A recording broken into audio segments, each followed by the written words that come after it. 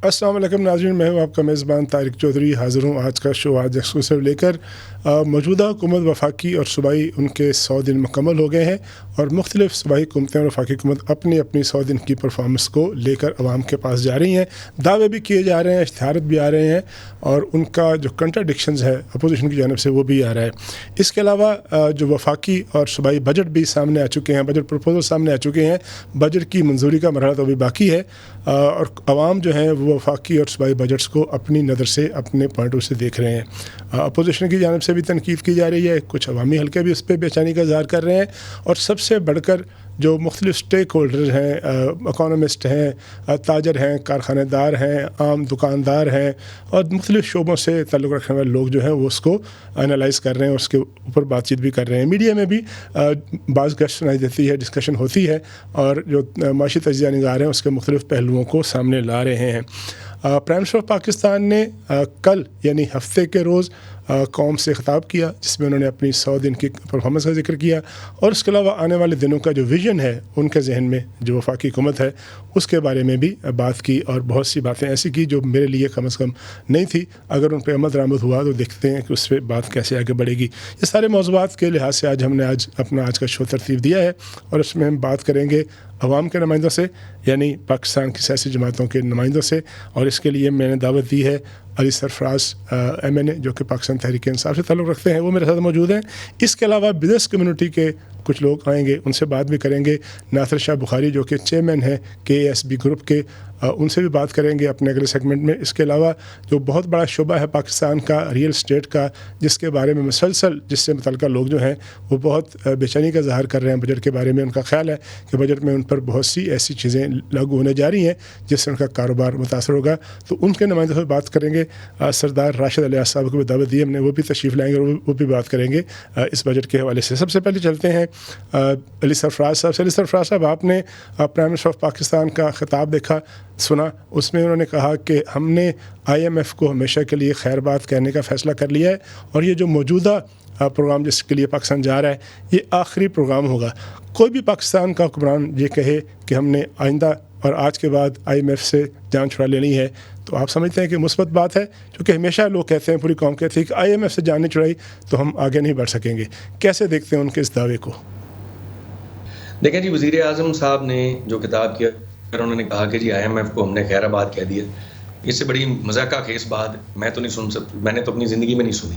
आपने IMF को खैराबाद करना था तो आप फिर इसी साल कर देते। आप इन हालात में जब आपके बजट रेवेन्यूज़ इतने नीचे हों और आपने इतने बड़े बड़े टारगेट सेट किए हों और सारा कुछ IMF से पूछ के किया हो, तो आपने अपनी कौम को मारने से पहले IMF को गुड बाय कह देना था अगर ऐसी कोई बात थी। जब आपने अपने मुल्क का पूरे का जनाजा निकाल दिया उसके बाद आप ये बातें करें and you play to the gallery, इसकी तो बात का कोई तुक नहीं बनता। बिल्कुल ये अजीब नॉन सीरियस किस्म की ये बात है। IMF के बगैर आपका गुजारा ही नहीं है। आप जब भी IMF को के साथ ऐसी को बात करेंगे, अनलेस कि आप अपने मुल्क को इतनी तरक्की की राहों पे ले जाएं, आप आपकी इतनी फॉरेन इन्वेस्टमेंट आप पाकिस्तान में ले आएं, आप अपने पाकिस्तानी एक्सपैट्रिएट्स जो बाहर बैठे हुए हैं उनका इतना कॉन्फिडेंस बिल्ड कर लें, आप अपने मुल्क में लॉ एंड ऑर्डर सिचुएशन इतनी अच्छी कर लें कि 200-200 400 केस एक घर में आपने ना किए हों, लोग यहाँ आके इन्वेस्ट कर रहे हों, तो और इन ज़राए से आपके पास पैसे आ रहे हों, तो फिर तो आप कह सकते हैं जी हमने IMF को खैराबाद कर देना। आपके मुल्क की सिक्योरिटी सिचुएशन आज पाकिस्तान की तारीख में सबसे बुरी है। आपकी इन्फ्लेशन तारीख में सबसे ज़्यादा हाई है। आपकी फॉरेन रेमिटेंसेस तारीख में सबसे लो हैं। आपके टैक्स टारगेट्स अचीव नहीं हो रहे। आप कह रहे हैं हम IMF को खुदा हाफिज़। लेकिन अली सरफराज साहब, जो अदाद-ओ-शुमार बताते हैं, आपने जो कि इन्फ्लेशन का जिक्र किया कि 38% पर थी, अब इस बात को रिकग्नाइज़ किया है बड़े बड़े बैनुल-अक़वामी इदारों ने, ब्लूमबर्ग ने, कि 38% से कम होकर 13% पर आ गई है। तो इन्फ्लेशन में महसूस होता है कि कमी हुई है, उस तरह से नहीं हुई जिस तरह मैं और आप चाहते हैं, आम आदमी चाहता है, लेकिन कमी तो हुई है। सर मैं आपको बताता हूँ, पहली तो बात यह है कि 38% पे इन्फ्लेशन को लेके कौन गया। मैं आज एक बंदे के मुंह पे जोर से थप्पड़ मारूं और रात को उसका मुंह चूमना शुरू हो जाऊं और मैं कहूं जी देखो मैंने तुम्हें प्यार कितना किया और थप्पड़ का मैं जिक्र ही ना करूं, ये तो उस किस्म का मजाक है इस मुल्क के साथ। آپ کی ابھی آپ نے جو لگائی ہے 80 روپے فیول کے اوپر لیوی لگائی ہے. میں آپ کو مثالیں دے دیتا ہوں. سیلریڈ کلاس آپ کہتے ہیں انفلیشن کو فرق پڑے گا. اب کیسے آپ کی انفلیشن کو فرق پڑے گا؟ اور یہ جو فگرز ہیں یہ تو ان کا تو سینس ہی کوئی نہیں نا. 38% پہ لے جاؤ, پہلے 100% پہ لے جائیں, بعد میں کہیں جی اب یہ 50 پہ آ گئی ہے. لیکن سرفراز علی صاحب ذرا یہاں روکوں گا آپ کو. یہ جو 38 تک پہنچی ہے اس میں آپ کے 4 سال بھی شامل ہوں گے, پونے 4 سال, اس سے پچھلی حکومتوں کے لوگ بھی شامل ہوں گے. یہ جو کچھ ہوا 3 مہینوں میں تو نہیں ہوا. آپ کی حکومت تھی, صوبے میں حکومت تھی, خیبر پختونخوا میں آپ کو 11واں سال ہے آپ کا. یہ اس دور کی باتیں نہیں ہیں, یہ اسی دور کی باتیں ہیں. یہ پی ٹی آئی کے دور میں انفلیشن فگرز یہ نہیں تھے, اس سے بہت نیچے تھے. یہ جو فگرز آپ کلیم کر رہے ہیں اس کے قریب تھے. اب بیچ میں 3 سال آپ نے قوم کا جنازہ نکال دیا اور اب آپ انفلیشن. اچھا, اور مجھے آپ یہ بتائیں انفلیشن نیچے کرنے کا پروگرام کیسے اور غریب آدمی کو کیسے ریلیف دینے کا پروگرام ہے؟ سب سے پہلے 20 روپے آپ نے پیٹرولیم پرائسز پہ آپ نے لیوی لگا دی, ٹھیک ہے. اب آپ اور وہ یکم یہ اس بجٹ میں وہ پاس ہو جائے گی اور آپ کی قوم پہ پڑ جائے گی. آپ کہتے ہیں جی ہم قوم کو ریلیف دے رہے ہیں. ریلیف آپ کیا دے رہے ہیں؟ انٹرنیشنل پرائسز میں اگر کوئی کمی بیشی ہوگی اس کے اوپر 60 روپے آپ کی لیوی جو ہے وہ ایک ہر آدمی کو فی لیٹر دینی پڑتی تھی, اب اس کو 80 دینی پڑے گی. آپ نے تو 80 پہ لیوی فکس کر دی ہے, باقی پرائسز آپ نے لگے والے چھوڑ دیے. جو انٹرنیشنل پرائس سیٹ ہوگی اس پہ آپ اپنا حصہ 80 روپے کے حساب سے ٹھوکیں گے بجائے کہ آپ 20 روپے کے حساب سے لگائیں. آپ نے سیلریڈ کلاس کو اتنی سلیبیں ان کی سلیبیں نہیں بن گئی ہیں, اور ان کو جتنی آپ نے 22% 25% جو آپ ان کو سیلری انکریز کر رہے ہیں اور لوگوں کو آپ نے بڑا سمجھتے ہیں لوگ بیوقوف بنیں گے اور خوش ہوں گے, اس کے ساتھ ہی لوگوں کی ٹیکس سلیبیں چینج ہو گئی ہیں. جتنی آپ نے انکریز دی ہے اتنا ہی آپ کا ٹیکس. لیکن علی سرفراز صاحب, آپ عوام کے نمائندے ہیں, سنی تھات کونسل کے پاس 100 سیٹیں اسمبلی میں. آپ یہ جو سلیبیں بن رہی ہیں, آپ یہ جو عوام پر بوجھ پڑ رہا ہے, آپ اس کا راستہ روکیں. اسمبلی میں ہیں آپ راستہ کیوں نہیں روکتے؟ ہم تو ان کا راستہ روکیں گے جیسے ہم پیچھے بھی راستہ روکنے میں بڑے کرتے ہیں. جی بڑا کامیاب سسٹم ہے اس وقت پاکستان کے اندر, جنہوں نے راستہ روکنا ہے ان کی سیٹیں ساری ماری گئی ہیں. اب قومی اسمبلی کے اندر گیم تو نمبرز کی ہے نا بھائی جان. اب جب آپ نے بجٹ پاس کرنا ہے آپ کو سنی اتحاد کاؤنسل کی ضرورت ہی نہیں ہے. سنی اتحاد کاؤنسل تو صرف چیخیں مار سکتی ہے وہاں پہ. اور ویسے بائی دا وے میں سنی اتحاد کاؤنسل نہیں ہوں, میں پاکستان تحریک انصاف ہوں. میں اس کو ٹی وی پہ بھی کہتے ہوئے شرماتا نہیں ہوں. سنی اتحاد کاؤنسل صرف ایک ہمارا یہ آپ کوڈ نیم سمجھ لیں. نہیں چلے, آپ نے جوائن کیا نا, کسی نے بولا تو نہیں آپ کو, آپ نے خود مرضی سے جوائن کیا سنی اتحاد کاؤنسل کو. میں یہ کر رہا ہوں کہ میں کیونکہ اس وقت ٹی وی پہ ہوں اور میں چاہتا ہوں کہ پاکستان کی عوام کو پتہ لگے کہ عمران خان کے جو کینڈیڈیٹ جیت کے آئے تھے ان کو کس حد تک مجبور کیا گیا کہ وہ اپنی جماعت اور ہماری پی ٹی آئی. اچھا علی سرفراز صاحب, جو اسمبلی میں جو اسمبلی ہوتی ہے نا, اسمبلی میں کسی قانون سازی کا بجٹ کا راستہ روکنے کا طریقہ ہے. آپ لوگ کیا کرتے ہیں کہ آپ وہاں کاپیاں پھاڑتے ہیں, نعرے لگاتے ہیں, نعرے لگا کے چلے جاتے ہیں. اس بجٹ کے بارے میں پیپلز پارٹی کو اعتراض ہے, اب اس سے رابطہ کیوں نہیں کرتے؟ ایم کے ایم کو اعتراض ہے, آپ اس سے رابطہ کیوں نہیں کرتے؟ کیوں نہیں آپ الائنسز بناتے, کیوں نہیں کولیشن بناتے عوام کی فلاح کے لیے؟ اعتراض نہیں ہے. پیپلز پارٹی بالکل ڈرامہ کر رہی ہے. پیپلز پارٹی بالکل ہینڈ ان گلوز ہے, ان کے ساتھ ملی ہوئی ہے. پیپلز پارٹی ایک جعلی اپوزیشن کا رول پلے کرنے کی کوشش کر رہی ہے جو کہ وہ نہیں ہے. اس پورے سسٹم کے آنے میں, اس کے بینیفیشری ہونے میں پیپلز پارٹی کا پورا ہاتھ ہے. پیپلز پارٹی حکومتی بینچز پہ بیٹھی ہے. پیپلز پارٹی اپنے مطلب کی ساری باتیں نون لیگ سے منوانے کے لیے ہمیں ڈرامے بازی کرتی ہے, 2 دن اس کے بعد وہ مل جاتی ہے. میں بھی یہی ہوں, آپ بھی وہی ہیں. دیکھتے ہیں پیپلز پارٹی کی کتنی کو لڑائی ہوتی ہے نون لیگ کے ساتھ. ہر اپنا مطلب پیپلز پارٹی نے نون لیگ سے نکلوانا ہے, اور جو انہوں نے اپنے مطلب کی چیزیں. لیکن اگر آپ پیپلز پارٹی کو ملا کے, ایم کیو ایم کو ملا کے یہ جو ٹیکسز کا بوجھ پڑنے جا رہا ہے عام آدمی, اس کا راستہ روک لیں گے تو کیا یہ آپ کی کامیابی نہیں ہوگی؟ نہیں, ہم تو کوشش کریں گے. پیپلز پارٹی ہمارا ساتھ نہیں نہ دے گی. یہ آپ کی غلط فہمی. آپ کوشش تو کریں, ناکامی ان کی ہوگی پھر اگر کوشش کریں گے. سر ہم کیا کریں گے؟ ہم ڈیبیٹس بھی کریں گے. ہم خالی کاغذ نہیں پھاڑیں گے, ہم ڈیبیٹس کریں گے. ہم قومی اسمبلی کے اندر پوائنٹ آؤٹ کریں گے. نیشنل اسمبلی ٹی وی کے اوپر آپ کو ہماری تقریریں پی ٹی آئی کی نظر آئیں گی. آپ کو یہ بھی نظر آئے گا کہ پڑھا لکھا انالیسس کیا گیا ہے. وہ باتیں اسمبلی میں اٹھائی بھی گئی ہیں, اس کے بعد مانی پھر نہیں جائیں گی. لیکن آپ کا ہمارے سے انشاءاللہ گلا نہیں ہوگا. اچھا, ایک چونکہ میرے پاس وقت کم ہے, ایک ذرا سیاسی بات کر لیں. پچھلے ہفتے تقریباً 1.5 ہفتے پہلے آپ کی پارٹی کے چیئرمین ہیں وہ تشریف لائے ڈیالہ جیل کے باہر. انہوں نے کہا کہ مجھے بانی چیئرمین نے اجازت دے دی ہے کہ ہم مذاکرات کریں گے, اور اچھا سعید صاحب کو یہ ذمہ داری دے دی گئی. 2 دن پہلے ایک مرتبہ پھر جو ہے بانی صاحب نے جیل میں ڈیالہ میں صحافیوں سے بات کی. انہوں نے کہا ہمیں تو کوئی بات نہیں کرنی اور ہم تو اس سے مذاکرات کریں گے نہیں. الٹا جو اچھا سعید صاحب ہیں ان کو بھی شرمندہ کرا رہے ہیں, اور ایک مرتبہ پھر حسب معمول 1 ہفتے میں مذاکرات کی بات, اگلے ہفتے پھر یو ٹرن لے لیا اور کہا کہ ہم نے مذاکرات نہیں کرنے. تو یہ جو روز مرہ روز کلا بازی لگتی ہے, اس کے پیچھے کون سی نفسیات کار فرما ہے؟ اچھا سر میں آپ کو بتاؤں یہ دیکھیں گے میں نے کبھی کل ایک اور ٹاک شو کے اندر بھی یہ بات ہوئی تھی خان صاحب کی. اب جو ہمارے پہ بلیم کیا جاتا ہے نا کہ روز ایک دن ایک بات دوسرے دن دوسری بات, خان صاحب نے نہ پہلے کو بات کی تھی, میں نے اس کو پہلے بھی ڈینائی کیا تھا. چیئرمین صاحب نے بیرسٹر گوہر صاحب نے جب آ کے بات کی جی ہم مذاکرات کر رہے ہیں, وہ سوال جو بار بار مذاکرات کا ہوتا ہے تو انہوں نے کہا جی اشرف ظہیر صاحب کر رہے ہیں. وہ صرف ایک پیس آف انفارمیشن ہے کہ اشرف ظہیر صاحب کر رہے ہیں, اس میں یہ نہیں ہے کہ خان صاحب نے ان کو کہہ دیا ہے کہ جی آپ کریں اور آپ جو بھی مذاکرات کر لیں گے وہ اچھے ہو جائیں وہ برے ہو جائیں ہمیں قابل قبول ہوگا. اور ان مذاکرات کے نتیجے میں اگر یہ بھی بات آ جاتی ہے سامنے کہ ان کے سارے حکومت کے گناہ سارے معاف کر دیے جائیں, جو ہمارا مینڈیٹ چوری کیا جائے ہم اس کو بھول کے بیٹھ جائیں گے, ایسی کوئی بات نہ بیرسٹر گوہر نے کہی ہے نہ خان صاحب نے کہی ہے. مجھ سے بھی یہ سوال ہوا تھا ایک شو کے اندر اور میں نے اس کا جواب یہ دیا تھا کہ اشرف ظہیر صاحب ہمارے اب اس وقت ساتھ چل رہے ہیں, ہمارے اشرف ظہیر صاحب کے ساتھ کون سے اختلافات نہیں تھے.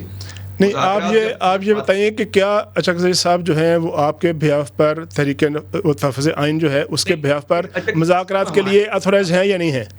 طارق صاحب اشرف ظہیر صاحب ہمارے بہاف پہ سب کچھ نہیں کرتے. اشرف ظہیر صاحب کی اپنی ایک جماعت ہے, ان کی اپنی ایک آئیڈینٹی ہے, وہ ہمارے ساتھ چل رہے ہیں, ہمارے ان کے ساتھ بھی اختلافات تھے لیکن اس بات پہ ہمارا کنسنسس ہے کہ اس الیکشن کی جو سینکٹیٹی تھی وہ بالکل غلط تھی, جو پی ٹی آئی کے ساتھ ہوا وہ نہیں ہونا چاہیے تھا, ایک جماعت کا سمبل نہیں لینا چاہیے تھا, آپ کے فارم 47 پہ بندے لا کے نہیں بٹھانے چاہیے تھے.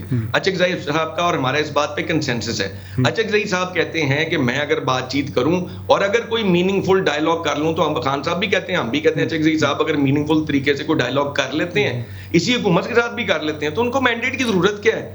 وہ ان کو منا لیں کہ بھائی آپ کے جعلی ایم این اے جو ہیں سارے ان کو یہ اسمبلی ہال سے باہر نکالو اور یہاں پہ پی ٹی آئی کے جو بندے جیتے ہیں. بہت شکریہ علی سرفراز صاحب, آپ نے پاکستان تحریک انصاف کی نمائندگی کرتے ہوئے ہمارے شو میں شرکت کی. یہاں ہم نے بریک لینی اور بریک کے بعد ہم بات کریں گے ایک سینئر بزنس مین اور کے ایس بی گروپ کے نمائندہ جناب سید ناصر شاہ بخاری صاحب سے.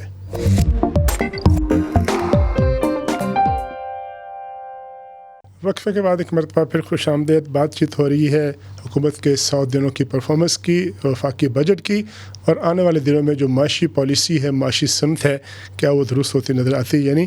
اسی حوالے سے ہم نے بات چیت کے لیے دعوت دی ہے کے ایس بی گروپ کے چیئرمین جناب سید ناصر شاہ بخاری صاحب کو, وہ ہمارے ساتھ موجود ہیں. ناصر شاہ صاحب آپ یہ بتائیے گا کہ جو وفاقی بجٹ ہے اس میں جو ٹیکس کلیکشن کے جو ریونیوز کے جو ٹارگٹ ہیں وہ 1297,000 ارب جو ہے وہ متعین کیے گئے ہیں.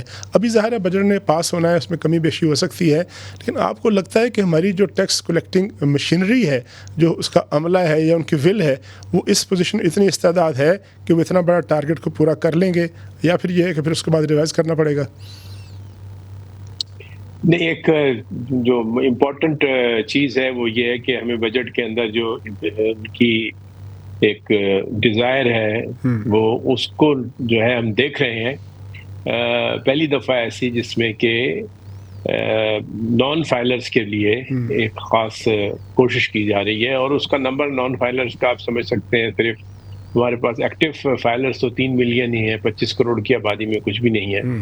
لیکن جو ڈیجیٹائزیشن کا ایک نظام قائم کیا جا رہا ہے جس کے اوپر بہت زور دیا جا رہا ہے, اور وہ ڈیجیٹائزیشن کے ذریعے جو ڈاٹا اویلیبل ہے اس میں ہمیں یہ پتہ ہے کہ کون کتنی دفعہ سفر کرنے جاتا ہے, کون جو ہے وہ اپنی کتنے بینک اکاؤنٹ رکھتا ہے. تو یہ جو ڈیجیٹائزیشن ہے اس سے اب نان فائلرز بچ نہیں سکتے. پھر سب سے امپورٹنٹ جو بات ہے وہ یہ ہے کہ جو غیر ملکی سفر کے اوپر جب جاتے ہیں تو اس کے لیے ان کو ٹکٹ لینے کے موقع پہ ہی جو ہے اپنے آپ کو جو ہے فائلر ظاہر کرنا پڑے گا, ورنہ ان کو وہ ٹکٹ جو ہے وہ دستیاب نہیں ہو سکے گا. تو یہ ایک سیریس ایفرٹ ہے, اور میں سمجھتا ہوں کہ اسی ایفرٹ کی اس ملک کو ضرورت ہے. جب تک کہ لوگ باغ فائلنگ نہیں کریں گے اور اپنے سورسز آف فنڈ جو ہے وہ اور اپنی جو کنزمپشن ہے وہ ظاہر نہیں کریں گے, چاہے وہ ایگریکلچرلسٹ ہوں چاہے وہ بزنس مین ہوں. ایگریکلچرلسٹ کے لیے بھی اب ضروری ہے کہ وہ فائلر تو بنے, اس کی انکم وہ دکھا سکتا ہے کہ جی میری ٹیکس فری ہے, لیکن فائلر بننا اس کے لیے بھی اب ضروری ہے, اور بغیر فائلر کے جو ہے کچھ نہیں ملے گا. اور ڈیجیٹائزیشن سے اس کے اخراجات, اس کے پاس کتنے کریڈٹ کارڈ ہیں, اس کے بچے جو ہیں ان کے لیے کون کون سے اسکولوں میں پڑھتے ہیں, یہ وہ ساری لیکن شاہ صاحب ایک تاثر عام ہے ہمارے ہاں، جب بھی اس بات پہ بحث ہوتی ہے ایک لے مین کے طور پر، تو لوگ یہ سمجھتے ہیں کہ جب ٹیکس کلیکشن کرنی ہوتی ہے تو اس کا بوجھ ڈال دیا جاتا ہے سیلری کلاس پر. جو تاجر ہے، دکاندار ہے، بزنس مین ہے، صنعت کار ہے، وہ جو ہے وہ اتنے مضبوط ہیں، یا پھر ایگریکلچرسٹ ہیں، وہ اوائڈ کرتے ہیں، ایویژن کرتے ہیں، اور بوجھ پڑ جاتا ہے عام آدمی پر.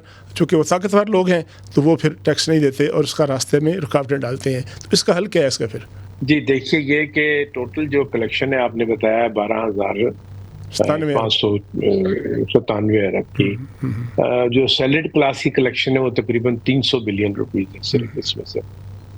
آپ اس کی کمپیریزن کا پرسنٹیج دیکھتے ہیں کتنا بنتا ہے. یہ مطلب بات تو کرنے کو ٹھیک ہے کہ سیلری کلاس جو ہے اس کو اس قسم کا پریشر جو ہے جس طرح سے ٹیکس بڑھ رہا ہے، لیکن ان کا جو ایلوکیشن ہے وہ تو صرف 300 بلین روپیز ہے. لیکن امپورٹنٹ بات جو اس میں یہ سمجھنے کی ہے کہ یہ جو انہوں نے 6 لاکھ روپے کی حد رکھی ہے، میں سمجھتا ہوں اس کو ریوائز ہونا چاہیے. اگر یہ ریوائز کر کے 9 لاکھ روپے کر دیں تو سیلری کلاس میں بہت سارے ایسے لوگ جن کو اس کا پریشر محسوس ہوتا ہے، وہ اس پریشر سے ان کو نجات مل جائے گی. تو فیکچوئل بات تو یہ ہے کہ جو بزنسز ہیں، جو سب سے بڑے آپ کے پاس کنٹریبیوٹر ہیں وہ تو کارپوریٹس ہیں. آپ کے جو انڈسٹریل کمپلیکسز ہیں، آپ کے پاس جو بینکس ہیں، وہ سب سے زیادہ ٹیکس ادا کرتے ہیں. اور انڈیویجولس کو جو سیلریڈ کلاس ہے اس کی فگر میں نے آپ کو پیش کر دی ہے. اب آپ دیکھ لیجئے کہ اس کے متعلق لوگ بات ضرور کرتے ہیں، اور ہے بھی وہ انڈر پریشر ہے گروپ، لیکن اس کو ٹھیک کرنے کا یہی طریقہ ہے کہ آپ اس کی لمٹ جو ہے اس کو 9 لاکھ روپے. اچھا شاہ صاحب، جو 100 دن کے اختتام پر بجٹ بھی آیا اور اتفاق سے 100 دن کے اختتام پر آیا، اور پھر جو ہے کہ پرائم منسٹر نے کل خطاب کیا قوم سے، جس میں ان کا جو اکنامک ویژن ہے حکومت کا وہ سامنے آتا ہے. 2-3 باتیں کی انہوں نے. کہا ہم نجکاری کریں گے، سخت فیصلے کریں گے، اور جو حکومتی سائز ہے محکموں کا سائز کم کریں گے، اور یہ کہ ہمارا جو موجودہ جو IMF کے لیے ہم جا رہے ہیں اس کی تکمیل کے بعد یہ آخری پروگرام ہوگا. تو آپ سمجھتے ہیں کہ اس سے سمت جو ہے متعین ہوتی نظر آتی ہے کہ we are going in to right direction? اب نتائج جو ہیں جب آئیں گے تب آئیں گے، لیکن یہ ڈائریکشن ٹھیک ہے آپ کے خیال میں؟ جی ڈائریکشن تو بالکل ٹھیک ہے، لیکن کچھ معاملات ایسے ہیں جس کے اوپر یہ ڈائریکشن جو ہے وہ ان کے ہاتھ میں نہیں ہے، حکومت کے ہاتھ میں نہیں ہے. کیونکہ یہاں پہ اسٹے آرڈر کا کلچر ہے، ہر چیز میں اسٹے آرڈر مل جاتا ہے، جس کو چاہے جاتا ہے جا کے کورٹ میں جو ہے اپلیکیشن ڈالتا ہے اور اسٹے آرڈر لے کے آ جاتا ہے. تو یہ 1.7 ٹریلین روپیز جو ہے وہ اس وقت ٹیکس کی کلیکشن کا جو اسٹے آرڈرز ملے ہوئے ہیں اس سے حکومت نے تو ٹیکس لگایا، لیکن ملا تو اس کو کچھ نہیں. 1.7 ٹریلین کوئی کم اماؤنٹ نہیں ہے جو اس وقت آؤٹ اسٹینڈنگ کورٹ کے کیسز کے اندر ہے. اسی طرح سے جو آپ کے پاس جو سمت کا تعلق ہے اس میں اچھی باتیں ہیں. سب سے اہم بات جو مجھے لگی وہ یہ ہے کہ جو حکومت کے اندر ایسے ہی وزارتیں ہیں جن کا پبلک سروسز سے کوئی تعلق نہیں ہے، ان کو جو ہے ختم کر دیا جائے گا، اور اس کی بہت سخت ضرورت ہے. سائز آف گورنمنٹ جو ہے وہ ایک ایسا بڑا مسئلہ ہے جو کہ پھیلتا چلا جاتا ہے اور اس کو کرٹیل کیا نہیں کبھی گیا. تو پرائیویٹائزیشن سے بھی بڑا جو ہے سائز آف گورنمنٹ کو کم کرنا. اچھا سر، آپ نے تجویز پیش کی تھی، میرے آپ سے ڈسکشن بھی ہوئی تھی کہ جب یہ ٹیکس کی بات ہوتی ہے تو پھر دنیا میں فکس ٹیکس کا رواج بھی ہے. تو اس کو ایکسپلین کیجیے گا کہ فکس ٹیکس لگا کر مختلف جو کمیونٹیز ہیں پھر کیسے ہم جو ہے ملک کو چلا سکتے ہیں، کیسے آگے بڑھا سکتے ہیں؟ نہیں، میں نے فکس ٹیکس سے زیادہ جو ہے یہ بتانے کی کوشش کی تھی کہ جو اس وقت گلوبل ٹیکس ریٹ ہے وہ 15% ہے. آپ 15% جو ہے وہ انکم ٹیکس کے ریٹ کو اگر متعین کرتے ہیں، اور GST جو ہے یعنی کنزمپشن جو ہے اس کو آپ جو ہے میکسیمائز کر کے یوز کرتے ہیں، تو اس سے آپ کے پاس ٹیکس کلیکشن جو ہے وہ بہت زیادہ بڑھ جاتی ہے. اور جو اس وقت کمپٹیٹیونیس ہے نا دنیا کی، وہ یہ مانگتی ہے کہ جی ہم نے ایسی انوائرمنٹ میں جائیں جہاں ٹیکس ریٹ کم ہو، لیکن کنزمپشن ہوگی تو کنزمپشن کے اوپر لوگ ضرور پے کریں گے. تو ہم اس طرف جا سکتے ہیں یا نہیں، یہ میں ابھی اس بجٹ میں یا IMF کے ٹائم کے اوپر جو چل رہا ہے سلسلہ وہ تو ممکن نہیں ہے. لیکن الٹیمیٹلی پاکستان کو بھی ایک ایسی انوائرمنٹ میں ضرور جانا چاہیے جس میں ٹیکس ریٹس جو ہیں وہ کم ہو. جیسے اب ہمیشہ لوگ سنگاپور کی بات کرتے ہیں، لیکن یہ بھی تو دیکھیں گے ٹیکس ریٹ سنگاپور نے جو ہے وہ کیا رکھا ہوا ہے، یا ہانگ کانگ کی بات کرتے ہیں تو وہاں پر ٹیکس ریٹ کیا ہے.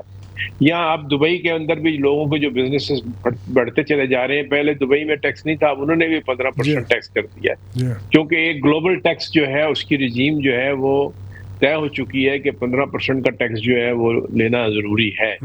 اور اس انوائرمنٹ میں پھر کمپٹیٹیونیس جو ہے وہ آپ کی بہت ہو جاتی ہے. آپ کو انٹرنیشنل انویسٹر بھی آتا ہے، لوکل انویسٹر بھی آتا ہے. میں لیکن اس میں ایک بات آپ سے اور بھی عرض کروں کہ جو یہ سسٹم جو ہے لو ٹیکس کا تب کامیاب ہوتا ہے جب آپ کے پاس جی ایس ٹی کا نظام جو ہے ساتھ میں وہ بھی پوری طرح سے فعال ہو. صرف ٹیکس کم کر دینے اور جی ایس ٹی کا نظام کے نہ ہونے سے یہ جو ہے آپ کے اس میں کامیابی کے ٹیکس کلیکشن میں کامیابی کے اثرات کم ہیں، کیونکہ جتنی آپ کنزمپشن کریں گے اتنا آپ اس پہ ٹیکس دیں گے. یہ بنیادی اصول ہے جی ایس ٹی. جی بہت شکریہ سید ناصر علی شاہ بخاری، چیئرمین کے اے ایس بی گروپ، آپ نے ہمیں جوائن کیا اور ایک بزنس مین کے پوائنٹ آف ویو سے جو موجودہ بجٹ ہے اور جو موجودہ حکومت کا معاشی اور اقتصادی ویژن ہے اس کے بارے میں اپنا تجزیہ دیا. بہت شکریہ. اب ہم آگے بڑھتے ہیں اور بریک لیں گے، اور بریک کے بعد جب ہم آئیں گے تو ہم ریئل اسٹیٹ کے بزنس پر اور اس کے علاوہ جو موجودہ بجٹ ہے اس کے اثرات کیا پڑے ہیں، چونکہ سب سے بڑا سیکٹر ہے پاکستان کا، یہ جو سیکٹر ہے اس کے نمائندے سے بات کریں گے اور ساتھ یہ بھی جانیں گے کہ اگر ملک میں سرمایہ کاری جو ہے وہ بڑھنی ہے تو اس کا طریقہ کار کیا ہو سکتا ہے.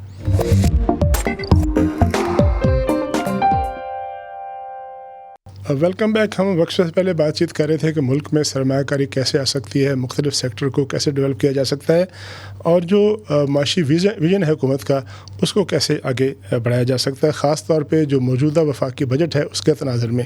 موجودہ وفاقی بجٹ میں جس طرح اور بہت سے شعبوں پر ٹیکسز لگے ہیں یا لگائے جا رہے ہیں، تجاویز ہیں، اسی طرح ریئل اسٹیٹ کا جو سیکٹر ہے جو پاکستان کا بڑا سیکٹر ہے جس کے ساتھ کوئی تقریباً 45-50 کے ساتھ مختلف جو ذیلی سیکٹر ہیں وہ وابستہ ہیں، اس سے وابستہ جو لوگ ہیں، ڈیولپرز ہیں، جو مالز کے مالک ہیں، جو بڑی بڑی ہاؤسنگ سوسائٹیز چلاتے ہیں، ان کی طرف سے بڑے بے چینی کا اظہار کیا جا رہا ہے کہ اس سیکٹر پر خاصے ٹیکسز لگ رہے ہیں اور ان کے لیے جو صورتحال شرنک ہو رہی ہے.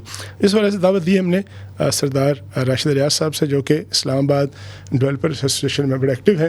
ان سے پوچھیں گے کہ آپ کا سیکٹر جو ہے اس کو کیا شکایت ہیں اور کس طرح سے ان شکایت کو دور کیا جا سکتا ہے. سر یہ بتائیے گا کہ جو ٹیکسز تجویز کیے گئے ہیں وفاقی بجٹ میں، اس میں گین ٹیکس کی بات کی ہے، کیپٹل گین ٹیکس کی بات کی گئی ہے، اس کو ذرا دستاویزی حیثیت دینے کی بات کی گئی ہے کہ ڈاکومنٹیشن ہو، پتہ ہو کہ اس سیکٹر میں پیسہ کہاں سے آ رہا ہے، کتنا آ رہا ہے.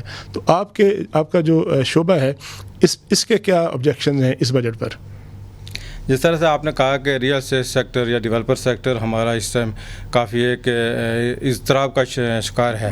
اس کی وجہ یہ ہے کہ آپ نے دیکھا کہ ایک دم اتنے زیادہ ٹیکسز آ گئے ڈیولپر سیکٹر کے اوپر کہ جو ہمارا کلائنٹ تھا، جو کسٹمر تھا، وہ ایک دم سیم کے رہ گیا. بیسیکلی انہوں نے جو ہے نا ایک دم انویسٹمنٹس کو روک دیا. آپ دیکھیں گے پچھلے آلموسٹ 1.5-2 سال کے اندر ہمارا ریئل اسٹیٹ سیکٹر تقریباً بالکل بیٹھ گیا ہے.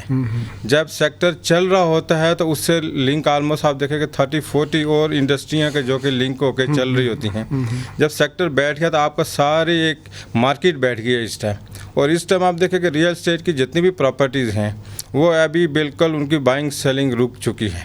لوگوں نے انسٹیڈ آف کیا کیا کہ جو کسی کے پاس اگر تھوڑا بہت پیسہ تھا تو انہوں نے بینکس کے اندر رکھ لیا اور بینکس کے اندر رکھ کے لوگوں نے انٹرسٹ لینا شروع کر دیا. بزنس ہے، اتنا بڑا بزنس ہے اور اس سے لوگ پیسے کماتے ہیں، تو ٹیکس دینے کے لیے تیار کیوں نہیں ہے؟ جو ڈیولپرز ہیں یا جو بڑے بڑے ریئل اسٹیٹ جو ہے وہ ٹائکونز ہیں، کیوں تیار نہیں ہیں ٹیکس دینے کے لیے؟ نہیں، میرا خیال ہے کہ بہت جو کہ جینیون بزنس مین ہیں، جو جینیون ریئل اسٹیٹ انویسٹر ہیں، وہ ٹیکس دیتے ہیں اور ٹیکس دینے سے کوئی گھبراتا نہیں ہے. میرا خیال ہے کہ لوگ خوشی سے ٹیکس دیتے ہیں جو کہ جینیون بزنس مین ہیں. ہاں، بیچ میں کچھ لوگ ہوتے ہیں اور جو وہ ہر مارکیٹ میں ہوتے ہیں، چاہے وہ دنیا کے کسی آپ ملک میں چلے جائیں، کچھ لوگ ایسے ہوتے ہیں کہ جو کہ مطلب ٹیکس بچانے کی کوشش کرتے ہیں، لیکن اس کے لیے سسٹمز بنائے جاتے ہیں تاکہ وہ سسٹم کے تھرو، اب یو اے کی مثال آپ کے سامنے ہے، وہاں پہ دنیا کا ہر انویسٹر وہاں بیٹھا ہوا ہے، لیکن کیا وہ سسٹم کو بائی پاس کر پاتا ہے؟ نہیں بائی پاس کرتا. حکومت بھی تو یہی کہتی ہے نا کہ آپ جس طرح اپنا کاروبار ہے اس میں ایک ایک آنے کا حساب رکھتے ہیں، تو اگر آپ اپنے کاروبار میں بھی حساب رکھیں، ڈاکومنٹیشن کریں، اس کا پورا ریکارڈ ہو. شکایت یہ ہے کہ ایک بڑی سیریس شکایت یہ ہوتی ہے کہ یہ جو سیکٹر ہے ریئل اسٹیٹ ہے، اس میں بعض کا بلیک منی انویسٹ ہوتی ہے جس کی وجہ سے ملک کو نقصان ہوتا ہے.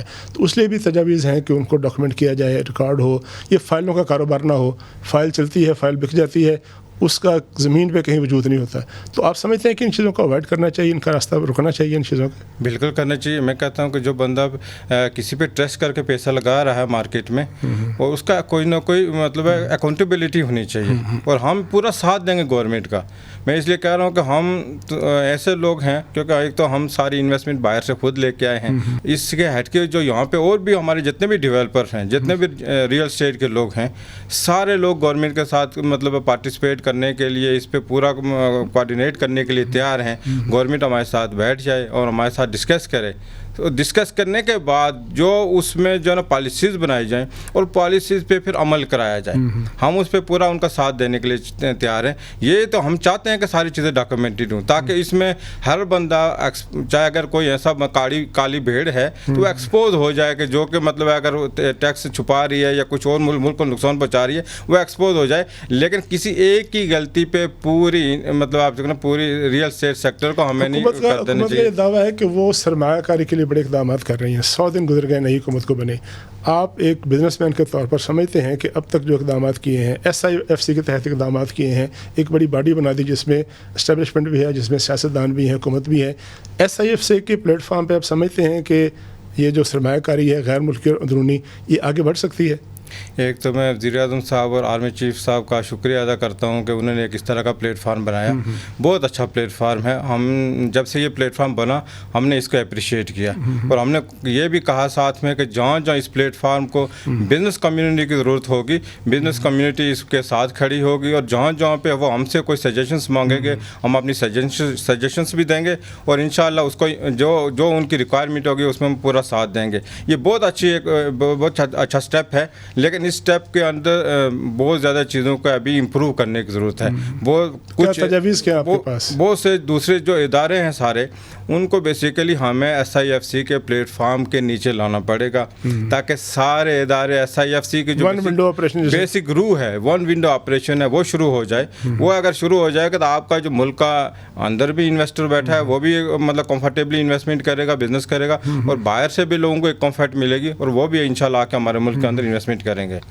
جس طرح کل پرائم منسٹر نے خطاب کیا اپنے حکومت کے 100 دن مکمل ہونے کے بعد، انہوں نے 2-3 بڑی باتیں اہم کی ہیں۔ انہوں نے کہا کہ ہم نجکاری کریں گے، جو سرکاری محکمے ہیں ان کا سائز کم کریں گے، جو پروونشل اور نیشنل محکمے ہیں ان میں سے کسی ایک جگہ پہ رہے گا، اور سب سے بڑی بات یہ ہے کہ IMF ہم آخری دفعہ جائیں گے، اس کے بعد IMF نہیں جائیں گے۔ ایک بزنس مین کے طور پر جو آپ فیلڈ میں، آپ سمجھتے ہیں کہ پاکستان کے لیے ممکن ہے کہ آج 2 سال بعد 4 سال بعد IMF سے ہمیشہ کے لیے جان چھڑا لے؟ اور اس کے لیے کنٹریبیوشن کیا آپ کا، آپ کی کمیونٹی کا؟ دیکھیں IMF سے جان چھوٹے، جتنا جلدی جان چھوٹے، یہ ہم سب کی خواہش بھی ہے اور ہم سب اس پہ پورا ساتھ دینے کے لیے بھی تیار ہیں۔ بزنس کمیونٹی، ہم نے پہلے بھی کہا کہ بزنس کمیونٹی گورنمنٹ کے ساتھ کھڑی ہے اور جہاں جہاں ان کو ضرورت ہوگی ہم ان کے ساتھ کھڑے رہیں گے۔ جہاں تک انویسٹمنٹ کا تعلق ہے، دیکھیں باہر سے لوگ آنے کے لیے تیار ہیں۔ ہماری اپنی آلموسٹ 150 بلین کی ہماری اپنی انویسٹمنٹ پائپ لائن میں ہے۔ انشاءاللہ ہمارا اپنا ایک ہوٹل 5 اسٹار ہوٹل اوپن ہونے والا ہے، جو کہ انشاءاللہ اگست میں اس کی اوپننگ کریں گے۔ وہ انشاءاللہ پاکستان کے لیے ایک انشاءاللہ تحفہ ہوگا۔ تو ابھی باہر سے انویسٹمنٹ لانے کے لیے ہمیں تھوڑا سا ماحول بہتر کرنے کی ضرورت ہے۔ ہمیں اپنے جو ملک کا انوائرمنٹ ہے اس کو تھوڑا سا چینج کرنے کی ضرورت ہے۔ آپ سمجھتے ہیں کہ سیکورٹی کے ایشوز ہیں، یا اس کے علاوہ کوئی جو تاجر آتا ہے اس کو جو فیصلے سازی ہوتی ہے اس میں تاخیر ہو جاتی ہے، NOC میں تاخیر ہو جاتی ہے، سب سے بڑی رکاوٹ کیا ہے؟ دیکھیں الحمدللہ سیکورٹی کے حالات جو ہے الحمدللہ بہت بہتر ہیں۔ سیکورٹی کے معاملات نہیں، ہمیں اپنے سیکورٹی ایجنسیز پہ پورا بھروسہ ہے۔ الحمدللہ وہ پوری طرح سے ملک کی سیکورٹی کو مطلب دیکھ رہی ہیں، اور ہم الحمدللہ وہ ہر جگہ پہ بزنس کمیونٹی کو، پوری قوم کو پروٹیکٹ کرتی ہیں۔ جہاں تک فیصلہ سازی کا ہے، یہ ڈیفینیٹلی پرابلم ہے۔